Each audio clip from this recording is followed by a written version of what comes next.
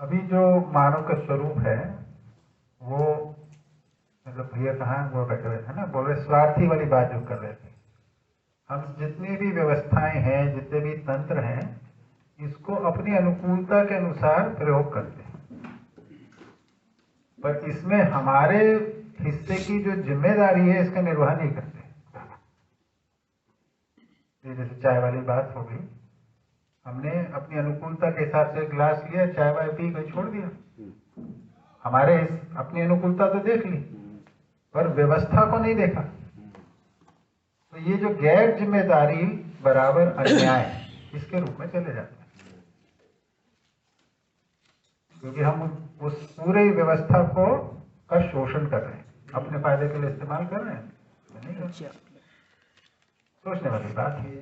ये हर जगह हो रहा है, परिवार में हो रहा है, समाज में हो रहा है, राष्ट्र में हो रहा है। हमारा क्या काम चल जाए निकल जाए, उससे ज्यादा हम सोचते ही नहीं। यही मानव जाति की समस्या है। जिम्मेदारी का निर्वाह ना करना, यही अन्याय है। सिंपल सी बात है।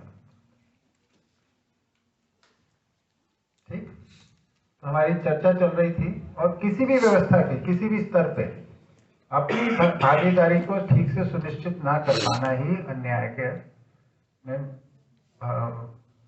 मतलब अन्याय का पक्षधर हो जाना है।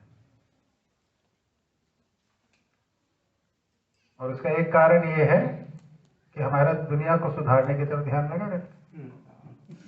बिल्कुल, एक काम करेंगे फिर दूसरा रह जाता है, खुद को नहीं सुधारे तो दुनिया को सुधारने चले गए। हाँ, तो वो ध्यान सारा वो खा जाता है, समाज सुधार।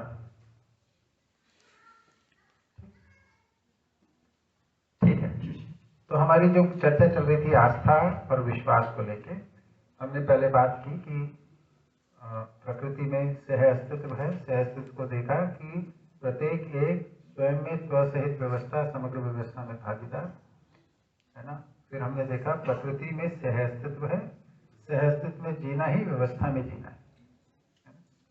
फिर हमने इस बात पर विचार किया कि प्रकृति की सभी इकाइयां व्यवस्था में हैं, वो सह अस्तित्व में है, मानव क्यों नहीं। उस प्रश्न का उत्तर देने के लिए हमने जानने मानने के बिंदु को छेड़ा। फिर बताया जानना और मानना दोनों अलग प्रकार की क्रियाएं, दोनों मानव के लिए आवश्यकता है। हम मानने के आधार पे भी जी सकते हैं और जान के मान के भी जी सकते हैं। जब हम केवल मानने के आधार पे जीते हैं, इसको बोला आस्था। बिना जाने मानना बराबर आस्था, और जान के मान के जीना, इसको बोला विश्वास पूर्वक। ठीक है, इतनी अपनी चर्चा हुई अभी तक। इसको लेके किसी को कुछ पूछना हो, बोलना हो तो बता। ठीक है, तो अभी क्या है, इसमें एक और ध्यान आकर्षण कराऊंगा। अभी प्रचलित संसार में हम जिस प्रकार से भाषा का प्रयोग करते हैं वो बहुत अनुशासित नहीं। तो आप देखेंगे आस्था और विश्वास में कोई भेद हम कर नहीं पाते बड़े आसानी से। हम दो शब्द तो प्रयोग करते हैं, कभी आस्था बोल देते हैं, कभी विश्वास बोल देते हैं, कभी श्रद्धा बोल देते हैं। ईश्वर में आस्था होनी चाहिए, ईश्वर में विश्वास होना चाहिए, ईश्वर में श्रद्धा होनी चाहिए। आशय तीनों में एक ही, शब्द तीन है। तो जीवन विद्या में क्या किया गया है, इसमें भाषा को थोड़ा सा टेक्निकल तरीके से सजाया गया है ना। थोड़ा सा, बहुत ज्यादा नहीं, पर थोड़ा सा किया गया। उसकी आवश्यकता क्यों पड़ी? क्योंकि कोई भी चीज का कभी भी आप सच्चाई का अध्ययन करने जाएंगे, है ना, जैसे आप कृषि विज्ञान के नजरिए से, है ना, कृषि को अध्ययन करने जाएंगे, तो मिट्टी के अलग अलग प्रकार की मिट्टी के आपको निश्चित नाम मिलेंगे। ठीक है, अलग अलग औजारों के निश्चित नाम मिलेंगे, अलग अलग पौधों के निश्चित नाम मिलेंगे। तो भाषा, हर विज्ञान के साथ एक निश्चित भाषा जुड़ी हुई। ऐसे ही आप रासायनिक विज्ञान में चले जाइए, वो हर तत्व को, हर रसायन को अलग तरीके से नाम देते हैं। उसको नाम देने की पूरी उनकी परंपरा है, व्यवस्था है उसके अंदर। आयुपैक नॉमेनक्लेचर कहते हैं। आप में से जो लोग केमिस्ट्री पढ़े होंगे याद होगा, है ना। इस तरीके से अगर आप मेडिकल साइंस पढ़ने जाएंगे तो उसके अपने आप पाक विज्ञान सीखने जाएंगे या खाना पकाने की विद्या, तो अभी तो हम जैसे रसोई में जाते हैं, मैं तो कभी कभार जाता हूँ तो हर चीज को बड़ा जो होता है उसको कड़छी बोल देते हैं, पर जो रसोई में काम करते हैं उनके अलग अलग नाम होते हैं उसके लिए। कोई पौनी होती है, कोई कड़छी होती है, मेरे को तो नाम भी नहीं मालूम है ना, इतने कोई पलटा भी होता है ना, इस तरीके से अलग अलग नाम होते हैं। तो जो भाषा जो होती है, जिस काम को हम करने जा रहे हैं उसके अनुरूप भाषा, जिस चीज को हम सीखने समझने जा रहे हैं उसके अनुरूप भाषा हो। तो जीवन विद्या को सीखने के लिए एक निश्चित भाषा का अभ्यास करना, ठीक है। इधर भाषा को उसके अनुरूप परिभाषित किया हुआ है। वो परिभाषाओं को मैं बता, आस्था शब्द पहले भी सुना होगा, लेकिन इधर हमने यहाँ पे एक प्रकार से परिभाषित कर दिया कि बिना जाने मानना, इसको हम बोल रहे हैं आस्था। तो अब मैं कभी भी आस्था कहूंगा तो इसका अर्थ हो जाएगा बिना जाने मानने की बात हो रही है ना। विश्वास जब बोलूंगा तो जानकर मानने की बात हो रही है, ठीक है। ऐसे मैं न्याय की बात करूंगा, धर्म की बात करूंगा, विश्वास की बात करूंगा, इन सबको परिभाषित करूंगा, ठीक। तो थोड़ा सा समय लगता है, कभी कभी नए लोगों को लगता है कि भाषा बहुत सारी आ गई, पर थोड़ा अभ्यास करने से सीख जाते हैं, है ना। और जो सीखने के बाद जो वस्तु हाथ लगती है वो काफी बड़ी है ना। तो ये बहुत जरूरी है हमारे को ये पकड़ना। इसके साथ बात को और आगे बढ़ाने से पहले मैं कौन मुद्दे पर बात करूँ, पर भैया कुछ पूछना चाह रहे हैं। भैया एक बात, जैसे ये लाइन जो है थोड़ी सी करेक्ट कैसे होगी जरा बताइए। मेरी भगवान में आस्था है, ठीक तो है, ठीक है, बिल्कुल ठीक है। तो बिना जाने भगवान को मैं मानता हूँ, क्या परेशानी। अच्छा, तो इसको विश्वास से कैसे जोड़ेंगे? अब मैं भगवान में विश्वास करना चाहता हूँ, इसलिए भगवान को जानने का अभ्यास करो, प्रयास करो। भगवान में विश्वास करने के लिए भगवान को जानना पड़ेगा। अगर आप उस क्रिया में लग गए तो आप बोल सकते हो मेरी भगवान में आस्था है, मैं आस्था से विश्वास में जाने का प्रयास कर रहा हूँ। सर एक मिनट, पहले से बात करिए, भैया का चेहरे से पता चल रहा है कुछ और पूछना चाहते। संग्राम की स्थिति है मन में, थोड़ा भी क्लियरिटी नहीं है। हाँ, वो जो तृप्त होता है ना, उसका एक्सप्रेशन अलग होता है चेहरे का। भैया भी तृप्त नहीं हुआ, इसलिए उससे बात पूरी होनी चाहिए। हाँ, नहीं स्पष्ट हुआ, नहीं, ठीक है, इसको थोड़ा खोल देते हैं और, ठीक है ना। देखिए, हम भगवान को मानते हैं, है ना। भगवान को मानना सही गलत के उसमें नहीं कह रहे हम, है ना। भगवान को मानना एक स्थिति हो गई। अब भगवान को जान के मानना चाहते हैं, मान लीजिए किसी में ऐसी इच्छा होती है कि मैं भगवान को जानना भी चाहता हूँ, तो अगर वो जान के मानेंगे तो हम उसको बोलेंगे विश्वास, ठीक है। अभी केवल मानते हैं, इसको बोलेंगे आस्था। तो आप अभी भगवान में आस्था करते हैं और विश्वास करना चाहते हैं, उसके लिए आप भगवान को जानने के लिए ईश्वर का अध्ययन कर रहे हैं। जब समझ में आ जाएगा तब बोलेंगे हम भगवान में विश्वास करें। भैया श्रद्धा को भी परिभाषित कर दीजिए। श्रद्धा को भी कॉन्टेक्स्ट से बाहर है, जब उसका संदर्भ आएगा तब ले आऊंगा, पर आस्था और विश्वास से जुड़ा एक और मुद्दा बोल देता हूं। ये बड़ी मजेदार बात है कि आप कभी भी किसी शिक्षा में जाते हैं, है ना। अब यहाँ पे बात सुन के ऐसा लगेगा जैसे हम बोल रहे हैं आस्था मत करो। हम बिल्कुल भी ऐसा नहीं कह रहे हैं आस्था नहीं करने के लिए, हम बोल रहे हैं आस्था करो, आस्था से शुरू करो और विश्वास की तरफ चलो। जैसे भाई आप इस क्लास में आए जीवन विद्या सुनने, आप ये मान रहे हैं ना कि मैं आपको कोई अच्छी बात बताऊंगा, आप जानते थोड़ी ना, तो आप मेरे में आस्था कर रहे हो अभी। लेकिन केवल ये मान लेना कि मैंने आपको अच्छी बात बता दी, इस पर रुक मत जाना, इसको जांच परख भी करना, ताकि आप में विश्वास आ जाए कि जो बात बताई उसमें क्या दूध का दूध और क्या पानी का पानी, आप जान जाए उसको, तो आप फिर विश्वास भी कर पाएंगे। सभी शिक्षा प्रक्रिया आस्था से विश्वास की यात्रा है। तो शिक्षा क्या हो गई?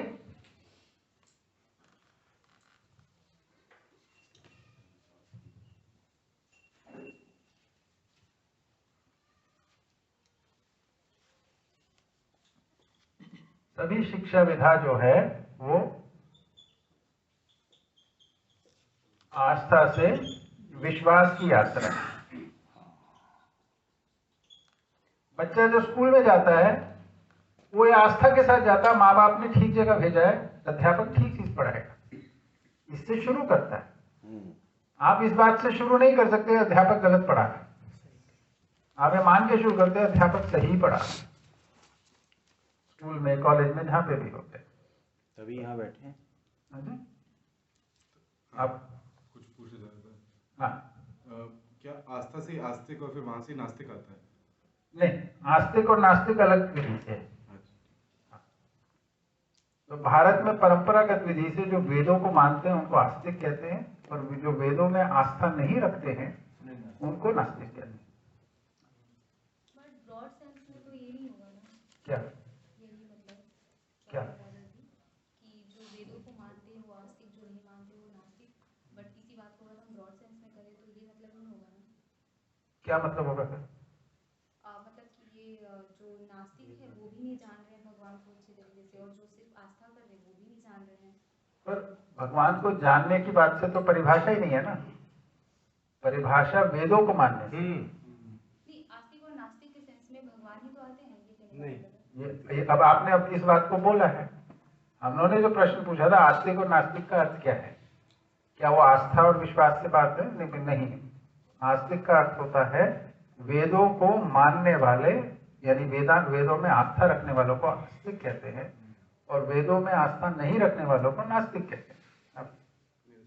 वेद में किसी भी मूर्ति पूजा का उल्लेख नहीं है जी, बिल्कुल ठीक है। तो जो भी लोग लक्ष्मी गणेश किसी भी भगवान के या शिवलिंग के रूप को मानते हैं वो सभी व्यक्ति नास्तिक हैं?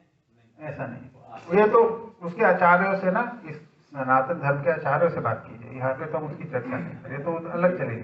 चलिए मैं थोड़ा सा और एक चीज, आस्था और विश्वास की बात करी, जैसे ईश्वर की बात है तो भगवान है ये मानते हैं, तो हमने मान लिया कि भगवान है। वो तो भैया पूछे कि मैं ईश्वर में आस्था रखता हूँ। सर मैंने उसी चीज को, जैसे आप हमने कोई भगवान को नहीं देखा कि वो उसका कोई फॉर्म है कि नहीं है, तो हमने मान लिया कि भगवान है, ठीक है, ये आस्था हो गई ईश्वर, ये आस्था हो गई। हाँ। अब विश्वास में ये चीज की उसको हम जानकर मान ले, हाँ, कि वो दो चीजें आती हैं, एक आता है जैसे साकार रूप और निराकार रूप। अब हम उस चीज को हम विश्वास करना चाहते हैं कि वो उसका रूप जो फॉर्म है वो यूनिफॉर्म उसका साकार रूप में है कि निराकार रूप में। तो जब मुद्दा आएगा तो बात कर लेंगे, यहाँ पे आपको ईश्वर के दर्शन करा देंगे, फिर बात कर लेंगे।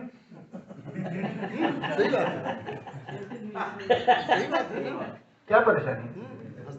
मतलब अगर मैं उस चीज पे विश्वास, आप जब दर्शन हो जाएंगे तब बताइएगा। तब तक आस्था में रहिए। मतलब आपको मजाक लग रहा होगा, हम हर परिचय शिविर में ईश्वर से को प्रत्यक्ष रूप में बताते हैं। नहीं वो तो चूंकि ऐसा मुद्दा है तो वो आ ही जाता होगा आपके सामने। तो अरे भाई, हर व्यक्ति के सामने ईश्वर है ही, हमें दिख ही रहा, पहचानते नहीं है, हम पहचान करा देते, थोड़ी देर की बात है, ऐसे होता है 2 सेकंड में। नहीं सर जी, जैसे आपने कहा कि ईश्वर है, हर कहीं है, दिखाई तो दे रहा ये मैंने कब कहा हर कहीं है? अभी बोला नहीं सर आपने। देखो, मेरे मुंह में शब्द मत डाला, अभी जो मुद्दा चल रहा है उसको चल रहा। ईश्वर पे जब मुद्दा आएगा पूरी व्याख्या करूंगा अच्छे से, इतनी करूंगा तो आप बोलोगे भैया रहना, तो इतने की जरूरत नहीं। अभी क्या हो रहा है, हमारी जो बहसबाजी समाज में हम करते आए ना, उसको इस क्लासरूम में ला रहे हैं। अरे जिस मुद्दे पे बात करें, जितनी बात करें उसमें क्रमबद्ध तरीके से चलते हैं, बड़े आराम से पहुंच जाएंगे, सारे मुद्दे कवर हो जाएंगे, तो बहस की जरूरत ही नहीं पड़ेगी। ठीक है जी, बताइए। माइक दो पीछे, माइक भैया पीछे पास कर दें।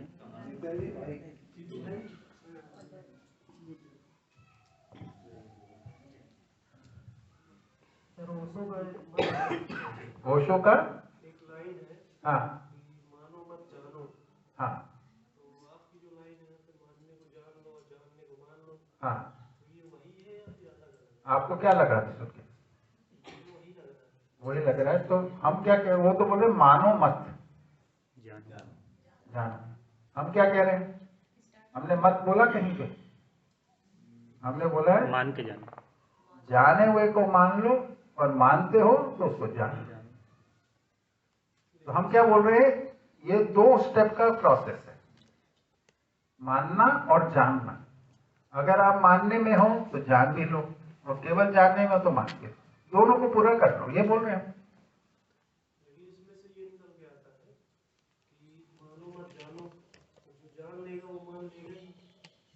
अगर आप ऐसा निकालना चाहे निकाल लो, पर उस भाषा में नहीं निकल के आती होगा।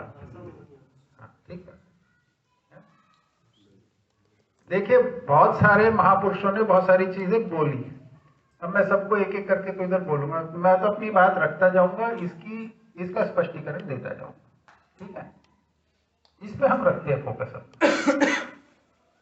तो शिक्षा के अंदर सभी शिक्षा आस्था से विश्वास की यात्रा, ठीक है। अभी थोड़ी देर पहले चाय पे हमारी कुछ बात चल रही थी, तो एक उसमें चर्चा में मेरे को लगा एक मुद्दा यहाँ पे स्पष्ट करना जरूरी है ना। 3 बातें आती हैं। एक को बोलते हैं हम शब्द, दूसरे को बोलते हैं हम अर्थ, और तीसरी बात होती है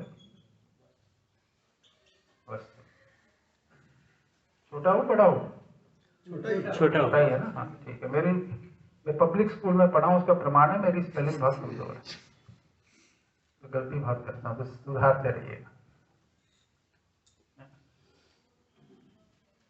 हम लोग जब पढ़ते थे तो हिंदी पढ़ने, बोलने, लिखने के लिए बहुत हमारे को प्रोत्साहन नहीं देते थे, अंग्रेजी के लिए ज्यादा करते जी। तो शब्द, अर्थ और वस्तु, है ना। तो शब्द जो होते हैं वो होते हैं भाषा,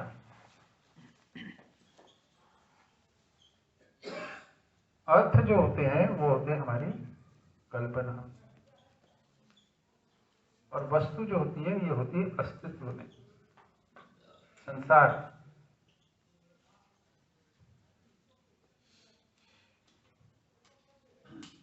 ठीक है। जैसे पानी, पानी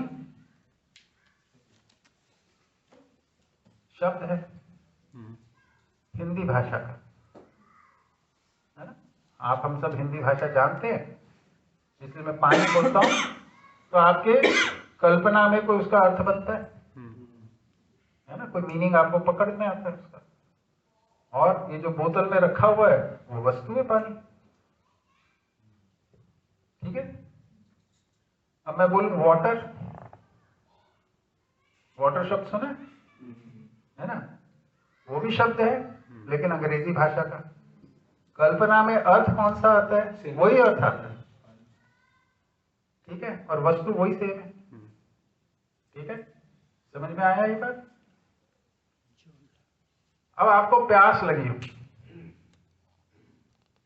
है ना, जैसे अभी पानी पी रहे, प्यास लगी हो और आप बार बार पानी पानी पानी बोलो, प्यास मिट जाएगी? नहीं।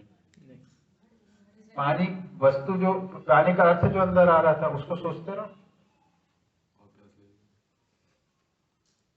प्यास किससे बुझेगी? जल से। पानी वस्तु से ही बुझेगी। तो मतलब क्या है?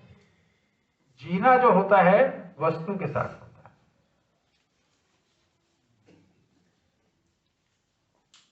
छोटे बच्चे को भाषा नहीं आती पर पानी वस्तु पहचानता है,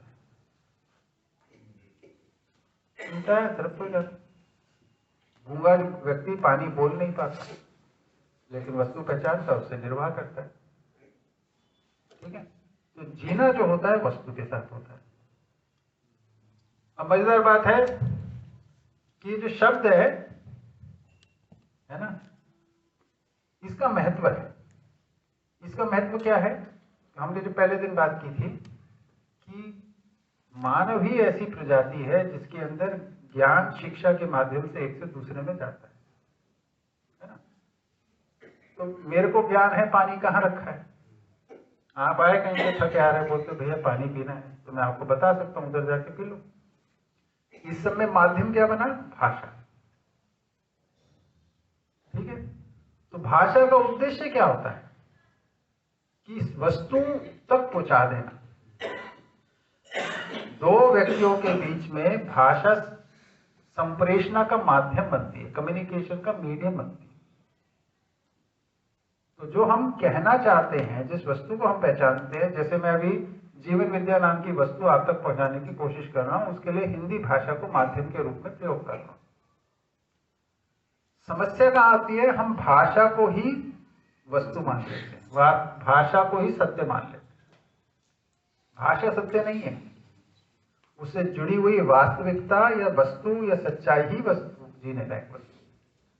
इस भेद को पकड़ने की जरूरत है। जैसे हम बोले विश्वास, मैं बोलूं मैं आप पे बहुत विश्वास करता हूं, या आप मेरे पे विश्वास करिए, मैं भाषा ये बोलूं और आप पीछे से आपको धोखा दे, तो विश्वास किया कि अविश्वास किया, है ना। जैसे हम बोलते रहते हैं भाई आपका हम बहुत सम्मान करते हैं, आपका बहुत सम्मान करते हैं, ये भाषा है। भाव अंदर क्या है? जब तक वो भाव सम्मान का नहीं है और सम्मान का भाव पहुंच नहीं रहा, तब तक सम्मान नहीं। तो शब्द वस्तु नहीं है, इस भेद को पकड़ने की जरूरत है।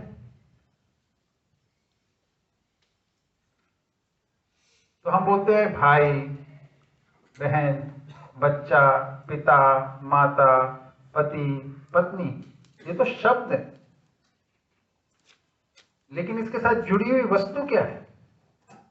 एक संबंध है। उस संबंध का कोई स्वरूप हम पहचानते हैं अपने।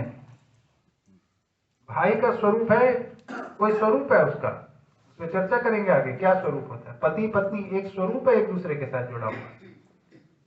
माता पिता एक स्वरूप है। आज भी हम कोई स्वरूप मानते हैं, हमारी आस्था होती है उसके प्रति, लेकिन अभी जो एक रूपता नहीं आ पाती है, उसका कारण क्या है? मैं जैसे अपने पिता को मानता हूं, मेरा भाई पिता को दूसरे स्वरूप में मानता है। भाषा में शब्द वही पिता है, लेकिन जीने के रूप में उसमें भेद आ जाता है, क्योंकि विजेता तो वस्तु है। ये जो भेद है, इसको अगर हम पकड़ लेते हैं तो बहुत सारे झंझट खत्म हो जाते हैं। भाषा में हम बहुत कंफ्यूज हो जाते हैं, ठीक है। तो जो वस्तु है, वस्तु के साथ जीना होता है।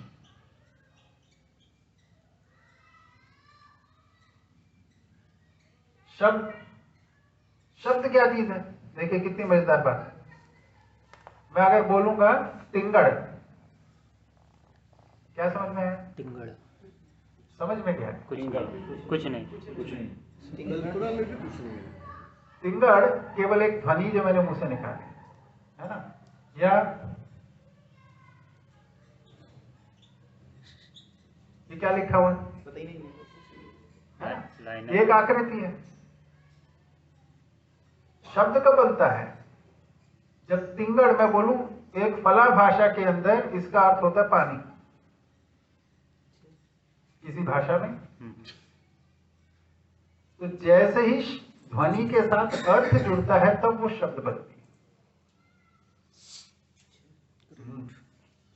आकृति के साथ जैसे ही अर्थ जुड़ता है, जैसे ये आकृति बनाई, इसका अर्थ है ना, या इसका अर्थ है ना, कुछ चीज को, ये म को मछली इंगित करता है, म ध्वनि को। ये वो भी तो आकृति है, इससे ऊपर वाली जो बना सारी आकृति है, पर जिस आकृति के साथ अर्थ है वही शब्द है। इन दोनों का सब अर्थ, ये शब्द हैं सारे। ये समझने की जरूरत है। बिना अर्थ के शब्द होता है, शब्द सार्थक ही होने पड़ते। तो हम जब भाषा का प्रयोग कर रहे हैं तो अर्थ का ध्यान रख के प्रयोग करें। मेरे में क्या अर्थ है और जब मैं आप तक पहुंचा रहा हूं, आप तक क्या पहुंच रहा है, इस दोनों पे ध्यान रखने की जरूरत है।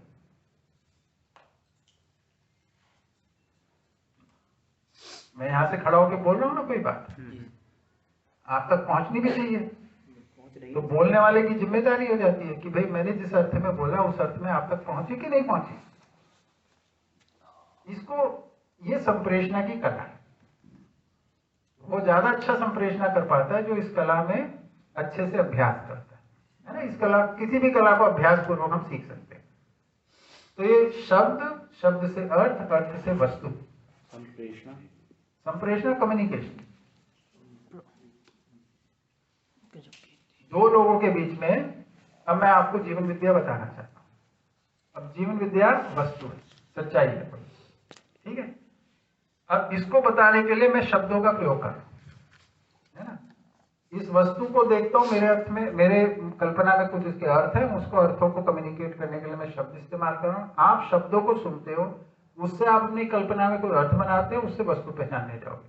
अगर आपने वस्तु पहचान ली तो कम्युनिकेशन पूरा हो गया, संप्रेषणा पूरी होगी, नहीं तो संप्रेषणा अधूरी। इसके लिए दोनों को मन लगाना पड़ता है, दोनों को ध्यान देना पड़ता है, सुनने वाले को भी, बताने वाले को। तो थोड़ा सा ध्यान पूर्वक करने वाली क्रिया, तब समझ में आता है। हम समझने के ऊपर बात कर रहे हैं ना, जानने के लिए हमारा मुद्दा ये बना हुआ है। तो वस्तु को जानना किसका होता है? वस्तुओं का होता है। लेकिन शब्द जो है उसके संकेत है वस्तु को जानने के। मानव ने भाषा को बहुत विकसित किया, यानी संकेतों को बहुत विकसित कर लिया। अलग अलग प्रकार की वस्तुओं को हम भाषा से ही इंगित कर लेते हैं। हम रूपात्मक वस्तुओं को भी भाषा से इंगित कर लेते हैं, अरूपात्मक वस्तुओं को भी भाषा से इंगित कर लेते हैं, है ना। हम पानी बोल के, पानी रूपात्मक वस्तु है, कपड़ा रूपात्मक वस्तु है। ऐसे विश्वास, सम्मान, स्नेह ये अरूपात्मक वस्तु है। इन सब के लिए समृद्ध भाषा बना रखी है मानव। पर हमारे कम्युनिकेशन में आज भी क्या है, हम कहते हैं हम तो पिताजी का बहुत सम्मान करते हैं, फिर पिताजी को लगता है तो हमारा सम्मान नहीं करता। हम बोलते हम तो रोज सुबह आपके पैर छूते हैं, हम तो आपको नमस्ते भी बोलते हैं, आपको ऐसे भी करते हैं। तो क्या दूरी क्या रह रही है? तो जो सम्मान वस्तु मेरे में है, अगर है तो वहां तक क्यों नहीं पहुंच रही, इस पर ध्यान देना पड़ेगा। ठीक है, ये भेद समझ में आया शब्द, अर्थ और वस्तु का। इसमें बस आखिरी बात जोड़ दूं, शब्द से अर्थ, अर्थ से वस्तु को हम बोलते हैं अध्ययन। अध्ययन का मतलब हो गया शिक्षा ग्रहण करने की विधि। शिक्षित होने की विधि को नाम देते हैं अध्ययन, समझने की विधि को नाम देते हैं अध्ययन। शब्द से अर्थ, अर्थ से वस्तु को पहचानना। कई बार मैं शब्द बोलूंगा कि अध्ययन अभ्यास, अध्ययन अभ्यास। अध्ययन का मतलब है शब्द से अर्थ, अर्थ से वस्तु को पहचानने की इस प्रक्रिया में से गुजरना।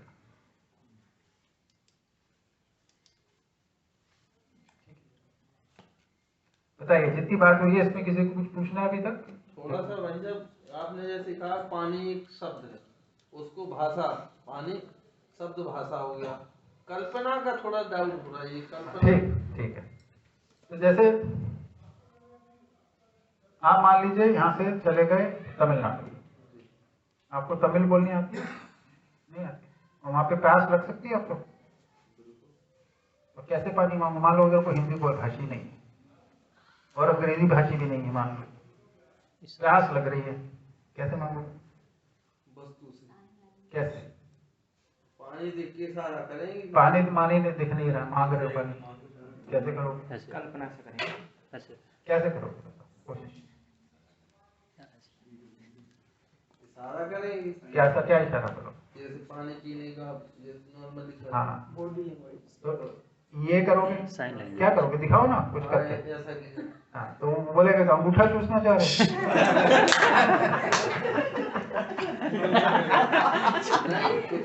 फिर और कुछ इशारे, छोटे से इशारे से काम नहीं चलेगा। तो आपके अंदर मन में कुछ चल रहा है ना कि कैसे पहुंचे इसके। एक बार पानी पीने का ये भी। हाँ, ये सब कल्पना है, ये अर्थ है आपके पास कि ये वस्तु को ऐसे करते हैं, इससे ये बात पहुंच जाएगी। ये आपकी कल्पना, आपकी मानसिकता में जो चल रहा है उसको कल्पना कहते हैं। इसके माध्यम से भी हम वस्तु तक पहुंच सकते हैं। ये तो संकेत हो गया, ये तो भाषा हो गई, बॉडी लैंग्वेज हो गई। बॉडी लैंग्वेज से आप मांग रहे हो, लेकिन बॉडी लैंग्वेज को बनाया कैसे आपने? आपके पास जो कल्पनाशीलता है कि अच्छा पानी पीते ऐसे, मैं ऐसे दिखाऊंगा तो इसको समझ में आ जाएगा।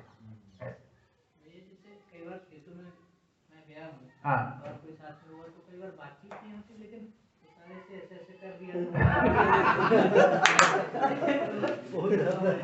पावर बैंक है। हाँ। बिना कहे भी इशारा कर दिया तो उसने निकाला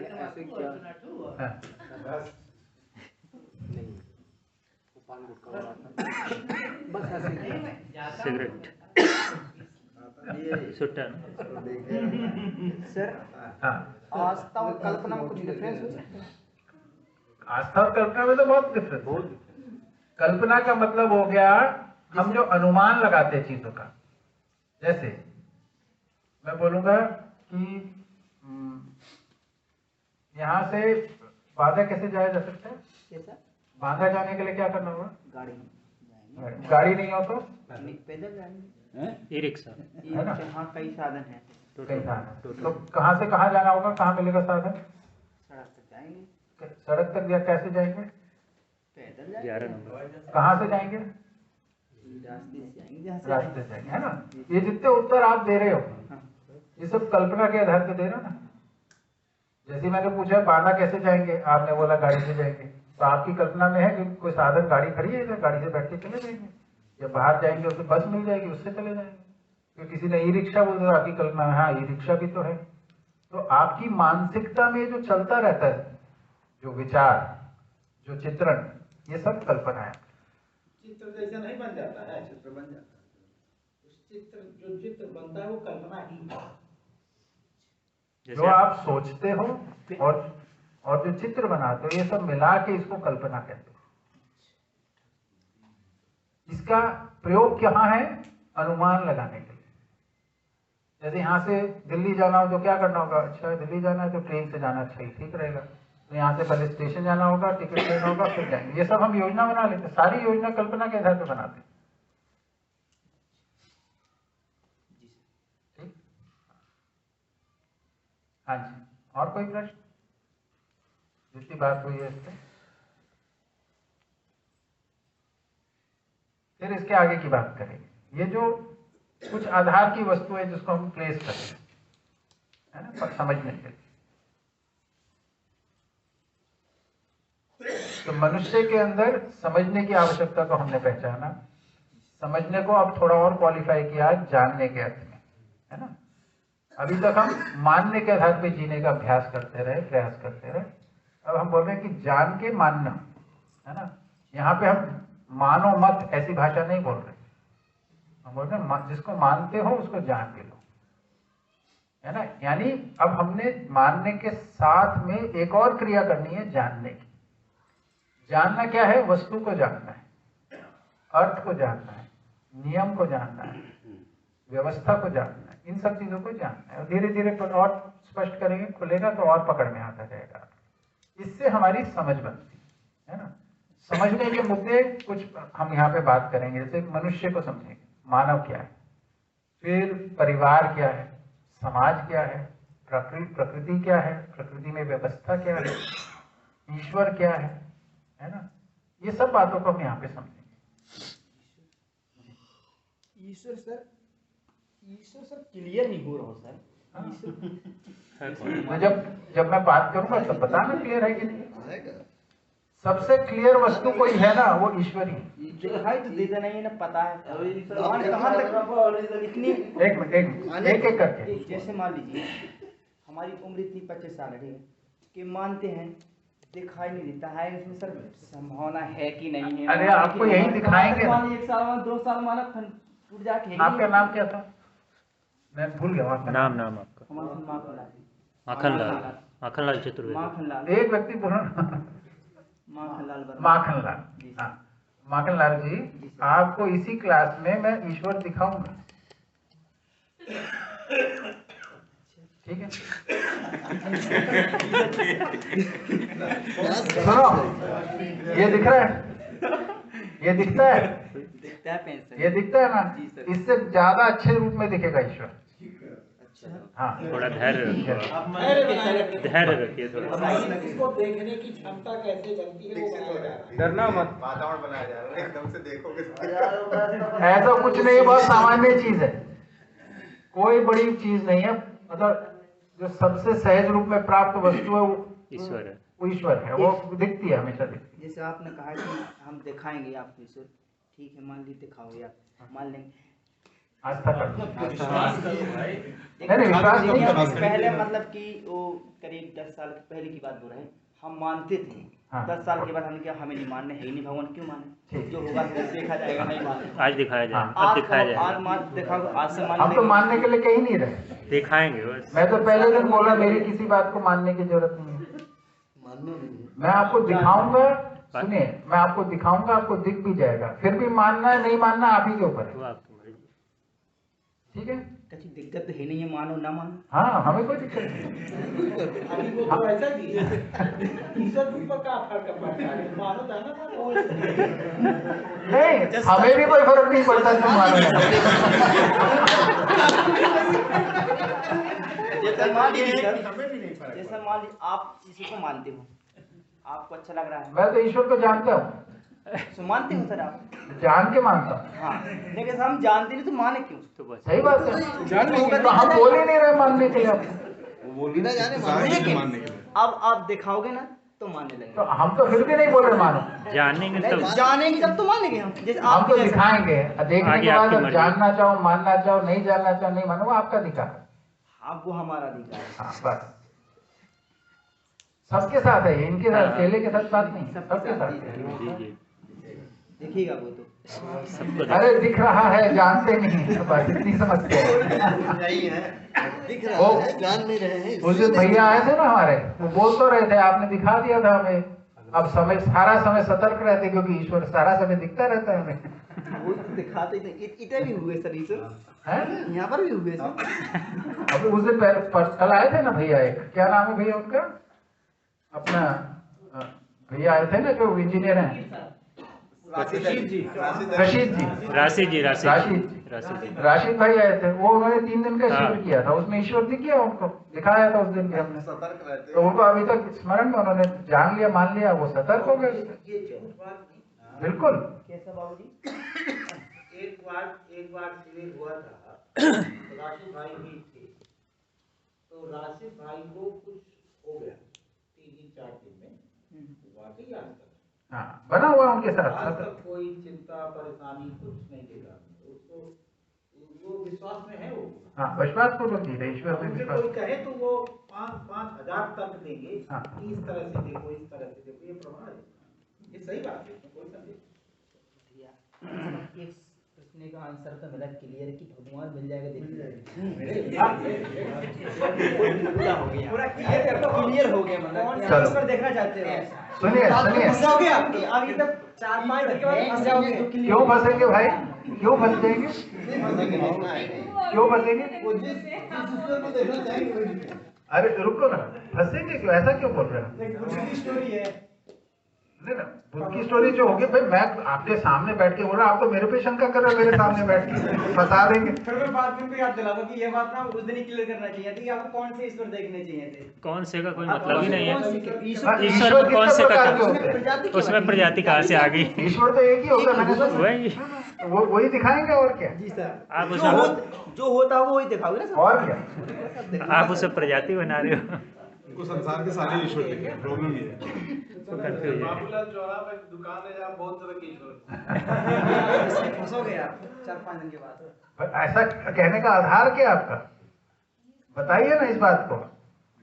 आप तो मेरे में अविश्वास को व्यक्त कर रहे हैं सर, कि मैं आपको झूठा दिलासा दे रहा हूँ, आप ऐसा सोच रहे हैं? जैसे भी भैया बता रहे थे ना कि मतलब बहुत सारे ईश्वर हैं, कोई किसी को मानता है, कोई किसी को मानता है, कोई किसी को मानता है। तो ईश्वर अस्तित्व में, वस्तु रूप में एक होगा या अनेक है आपके हिसाब से?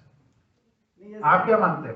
हर जाति धर्म के लोगों ने, अरे हर जाति फिर धर्म उसको को अलग- छोड़ो ना यार, आप क्या मानते हो ये बताओ, अनेक मानते हो, एक मानते हो? मैं तो अभी पता ही पहुंचा नहीं हूँ ना, मैंने कुछ ऐसा कुछ सोचा। आप ईश्वर है ऐसा नहीं मानते हैं? जैसे मैंने भगत सिंह की, मैंने वो क्या बोलते हैं, अरे भाई सीधा क्वेश्चन पूछ रहा हूँ, भगत सिंह को क्यों ला रहे हो? अपना ईश्वर बताओ। को मानते हो कि नहीं मानते हो, हाँ या ना? क्या परेशानी है इसमें? नहीं मतलब कंफ्यूज है, नहीं बोलने में भय। माखन लाल जी, खिचड़ी नहीं का भय, खिचड़ी ये होती है खिचड़ी, जवाब नहीं दे सकते, नहीं का भय, इसी को बोलते हैं। हमारी वजह से अभी हम आस्तिक बात कर रहे हैं ना। अरे आप इधर उधर क्यों भाग रहे हो, सीधा साधा प्रश्न है, हाँ या ना? हाँ या ना बोलो ना, ईश्वर को मानते कि नहीं मानते? नाम ये है ना, जैसे इतनी सारी समस्याएं चल रही है समाज के अंदर। अरे फिर समाज समाज में समस्या चलेगा, कहाँ है इसमें? अपनी बात बताओ ना, अच्छा, एक मैं दूसरा प्रश्न पूछता हूँ। बात अपनी बताना है। ये मार्कर पेन है, इसको मानते हो कि नहीं मानते? हाँ, यस। है ना, इसमें कोई समस्या नहीं, इसमें समाज आया बीच में, भगत सिंह आया बीच में। अब ईश्वर को मानते हो नहीं मानते, अब इसमें जवाब दो। ईश्वर और आपके बीच का मामला है, समाज का मामला नहीं है। आपकी मान्यता का मामला भाई। तो मानने में भी कोई बुराई नहीं है, नहीं मानने में भी कोई बुराई नहीं है। एक्सेप्ट करना है यस और नो। मतलब ये फंस गए हम बुरी तरीके से, हम खड़े ही नहीं हो पा रहे एक भी जगह। सोचिए हमारी आंतरिक स्थिति को, सोचिए कहां पर फंसे हुए हम अपनी मान्यता को ही नहीं देख पा रहे। पहले तो ये क्लियर होना कि हम किस ईश्वर की बात कर रहे हैं। अरे जिस ईश्वर को आप मानते हो भाई, ईश्वर मतलब क्या? आप जो अर्थ ले लो, ईश्वर को तुम मानते आप जिस अर्थ में मानते हो। ये क्या है? हमने पूरी आपको स्वतंत्रता दे रही है, जो अर्थ में लेना चाहो उसमें मानते हो या नहीं मानते हो बताओ। ये तो एक प्रकार से ये हो गया, मतलब कोई नाम है तो हम उसको कुछ किसी प्रकार से परिभाषित कर सकते हैं। अरे हम किसी प्रकार से नहीं, आप जिस परिभाषा में ले रहे हो, तो मेरे तो बोलने की बात ही नहीं है। जैसे सुनिए ध्यान से सुनिए, अच्छे मन से सुनिए। प्रश्न क्या पूछा मैंने आपसे? ईश्वर होता है या नहीं? नहीं। आप मानते हो? देखिए सुनने की कितनी समस्या है। मैंने क्या प्रश्न पूछा है फिर से बताओ। नहीं, पहले तो ये था कि मतलब पहले छोड़ दो, अभी फिर से दोहराता हूँ, अच्छे मन से सुनो। आप ईश्वर को मानते हो या नहीं मानते हो, इतना ही प्रश्न। ईश्वर है या नहीं है ये प्रश्न नहीं है। कोई और क्या मानता है नहीं मानता ये प्रश्न है। आप ईश्वर को मानते हो या नहीं मानते, इसका उत्तर दो।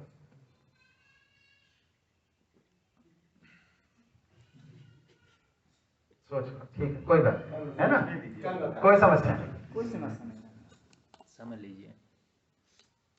बहुत सामान्य चीजें है भैया। मैं उनको को बुद्धू नहीं बना रहा है, फंसा नहीं रहा। मैं हर शिविर में ईश्वर के दर्शन करा ही देता है ना, दिख जाता है सबको। अब उसको मानना है जानना है, अब आपकी इच्छा है आगे। नहीं मानना नहीं जानना, उसमें हमारा कोई हस्तक्षेप नहीं है। ठीक है, ऐसे हर संबंध को दिखा दूंगा आपको। अब मानना है उसको, नहीं मानना आपके ऊपर है, जानना है नहीं जानना आपके ऊपर है। विश्वास स्नेह इसको थोड़ा सा आपको झलक दिखा दें, तो मानना है नहीं मानना है आपके ऊपर।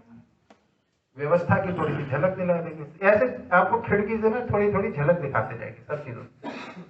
बाकी आपके ऊपर है, आपकी स्वतंत्रता है। हम व्यक्ति की स्वतंत्रता में कोई हस्तक्षेप नहीं करते, इसका बहुत सम्मान करते हैं हम ईश्वर। बाइस्कोप से दिखा देंगे, बाकी आप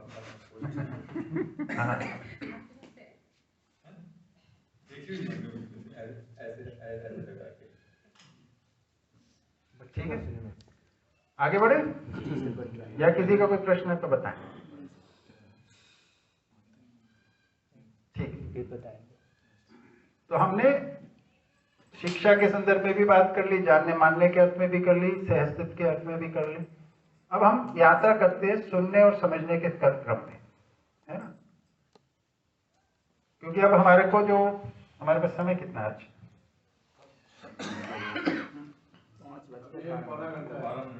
नहीं 5:30 तक सोचे, 12 ही मिनट है हमारे पास।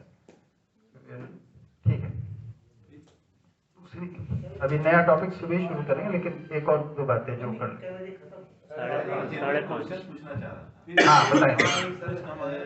एज ए टीचर, बीइंग हम टीचर हैं, तो हम एक 10 साल के बच्चों को पढ़ा रहे हैं, तो नेचुरली कि हमारा जो सोच है पढ़ाने का जो तरीका होगा उससे कहीं ऊपर होगा। जी बिल्कुल। तो कोई बच्चा नहीं समझ पा रहा है जी, तो एक कंसेप्ट होता है टीचर का कि बच्चा बहुत भाषा नहीं सीखता, नहीं पढ़ता नहीं।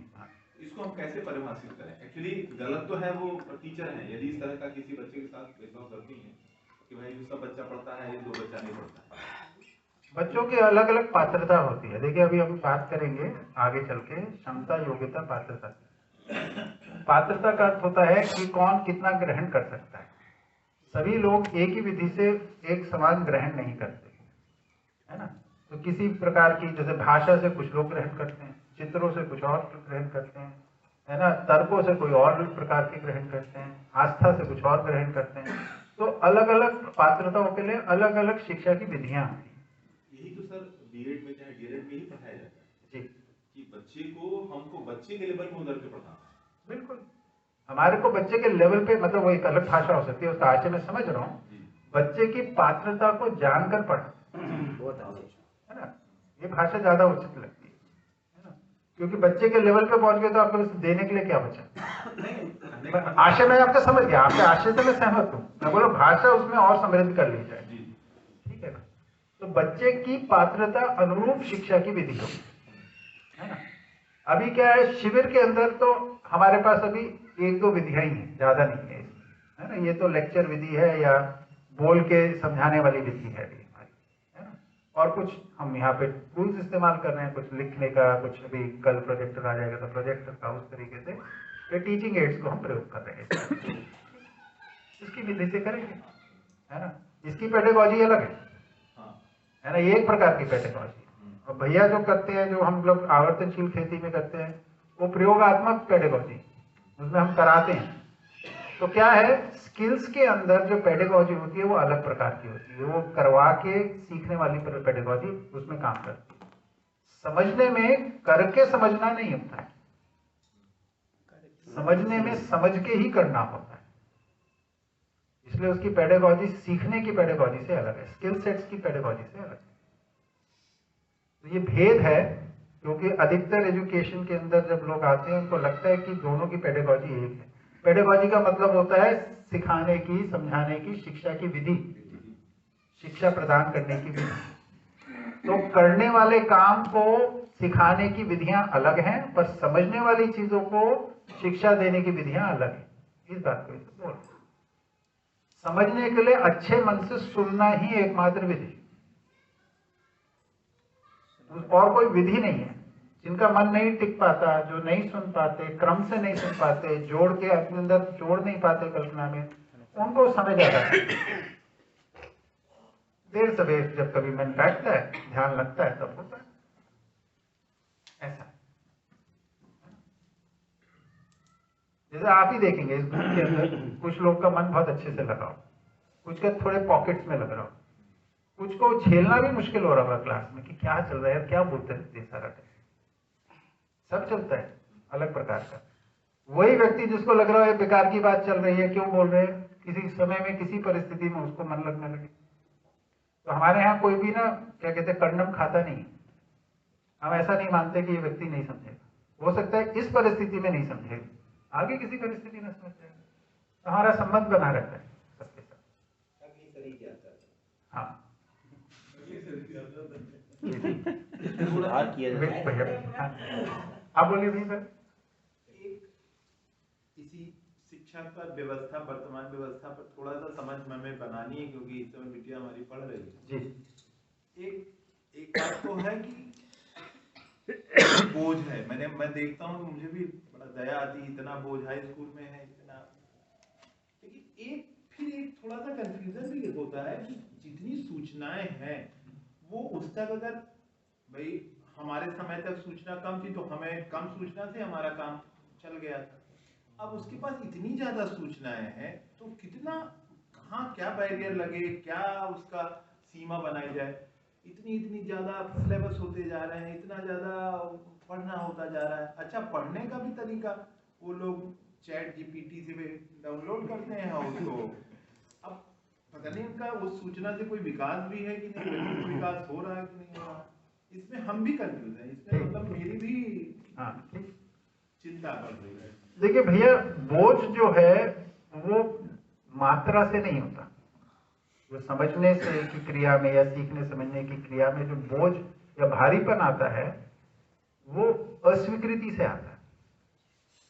आपका मन ना हो और केवल आपको 4 लाइनें याद करनी, बड़ा भारी पड़ता है। और जिसका मन लगा हो वो पूरी लाइब्रेरी पढ़ डालता है। ये दोनों हमने एक्सट्रीम देखे। तो मूल मुद्दा तो मन लगने का है। मन कहाँ लगता है? जहाँ आवश्यकता महसूस होती है।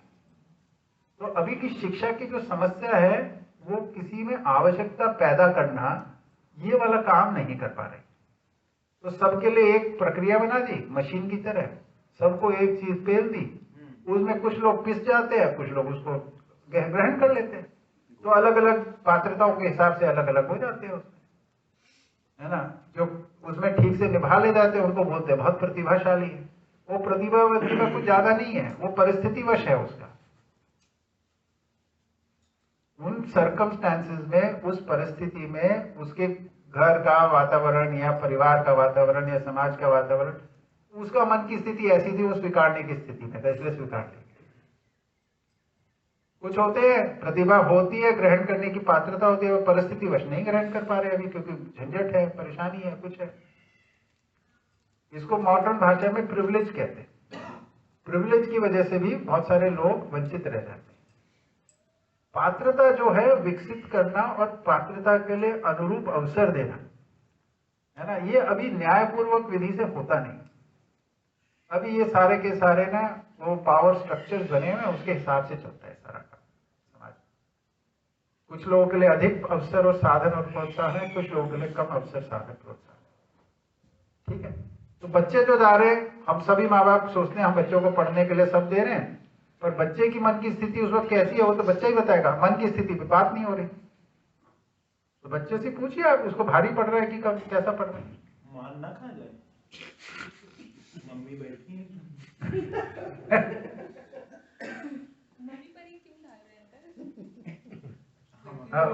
पूरी बात सुनिएगा हमसे। आज के डेट में जो हमारा एजुकेशन सिस्टम है प्रोफेशनल पे चला गया जी, तो हमारा जो कह सकते हैं कि संस्कार या कल्चर जो है ना, उससे हट करके अब भागम भागी वाला हो गया कि हमको नौकरी पकड़ना। जी भैया, कल ये बात हुई हमारी यहाँ पे, शिक्षा का जो प्राथमिक उद्देश्य था वो समझदारी होना था।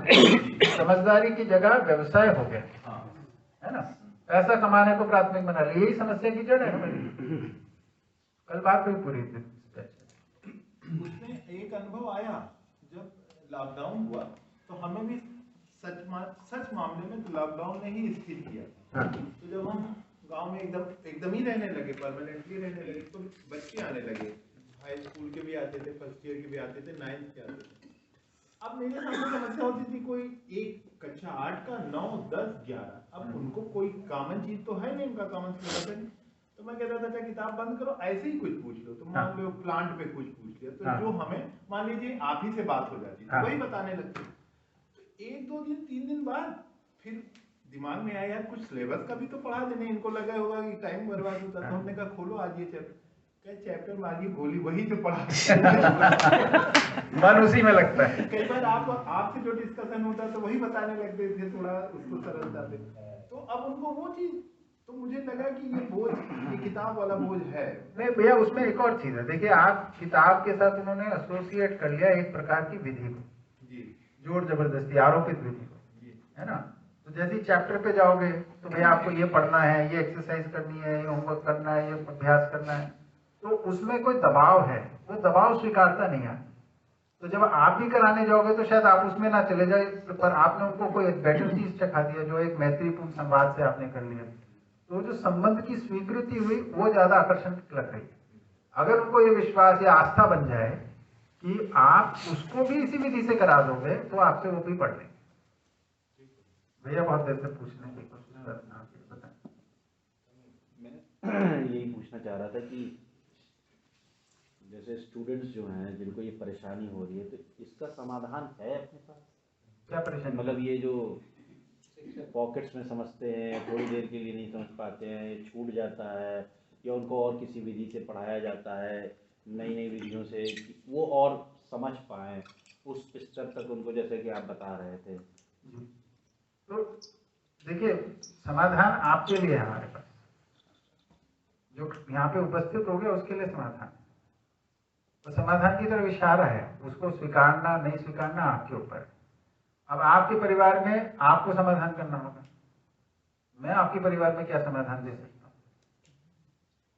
क्या कहने का मतलब है, कोई भी समाधान होता है वो क्रम से आगे बढ़ता है। समाधान कोई एक व्यक्ति सबको देता हो ऐसा नहीं होता। अगर ये बात में दम है जो आप सुनेंगे साथ में, इसको आप सुन के समझ के अपने वातावरण में देंगे, अपने परिवार में, अपने जो भी स्थली उधर वो कम्युनिकेट होगी, उससे आगे बढ़ेगा। और ये बात बिल्कुल ठीक है कि ये आप इसी में देखिएगा, आपकी जैसी मन की स्थिति पहले दिन थी, 7वें दिन तक सुनने की स्थिति को आप देखें, आपका मन करेगा ये शिविर तो और करना पड़ेगा। अधिकतर लोगों के अंदर ये निष्कर्ष आता है। उसके अंदर आएगा नहीं बेकार की बात है हमारे में, कोई बात नहीं, जिनका नहीं हुआ नहीं हुआ, पर अधिकतर लोग के अंदर होता है मेरे को ये अच्छे से सुनना है, अगली बार अच्छे से सुनना। तो उनमें से कुछ लोग अगले शिविर में आ जाते हैं, जो आते हैं दूसरे शिविर में, यहाँ पे होंगे 2-4 लोग जो दोबारा शिविर कर रहे हैं, वो बड़े ध्यान से सुन रहे होते हैं, क्योंकि उन्हें मालूम है उनके अंदर आवश्यकता बन गई है, उनको वो है यहाँ पे पूरी होती है, बात पकड़ में आती है, तो बहुत अच्छे से सुनने के क्रम में जिनका दूसरा तीसरा शिविर है वो सब ध्यान से सुन रहे हैं। पहले शिविर में तो पहले इतना ही निष्कर्ष निकलता है ये मेरे काम की बात है कि नहीं, जब निकल जाएगा और अगले शिविर में आप आओगे तब आपको मजा आएगा, क्योंकि आप पहले दिन से क्रम से सुन रहे होगे, ध्यान से सुन रहे हो। क्या जिज्ञासा पैदा करने की भी कोई विधि है? बिल्कुल है ना भैया, वही तो कर रहे हैं, पहला शिविर जिज्ञासा पैदा करने की ही विधि है। हमारी एक जिज्ञासा हुई कि अगले शिविर में हम इससे आगे चलेंगे कि क्योंकि शायद अभी तक हमने पढ़ रहे इसी पे फिर दोबारा पहले इसको तो पूरा कर ले, आगे वाले को आखिरी दिन कर लेना बात। बिना पूरा किए क्या है, हम लोग ना जैसे पता चल जाता है कि आगे की भी कोई स्थिति है ना, तो ये ऐसा ही हो गया कि पहली का बच्चा स्कूल में एडमिशन लिया है, उसने सबसे बड़ी डिग्री किया PhD, मेरा PhD में एडमिशन कराओ, पहली में मत कराओ। सबसे अधिक वाला चाहते हैं हम अभी, इससे और विस्तार से जैसे अभी जो चल रहा है ये तो पूरा हो भाई, नहीं तो इसमें इतना विस्तार है आप थक जाओगे, मैं बता रहा हूँ।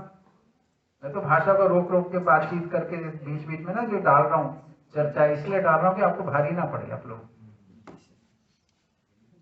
ये इतना है कि मैं 100 दिन रोज 10 घंटे ले सकता हूँ और कोई भी चीज रिपीट ना करूँ तो भी खत्म नहीं होगा। जो क्या शालिनी जनक है कोई तो मैं जानता हूँ, मैं उनको मेरा शिविर करके गई है वहां से हैं वो, गुजरात से। मैं उनको फॉलो कर रहा हूँ, उनकी वीडियो वगैरह आती है उसको देखता रहता हूँ, सुनता रहता हूँ।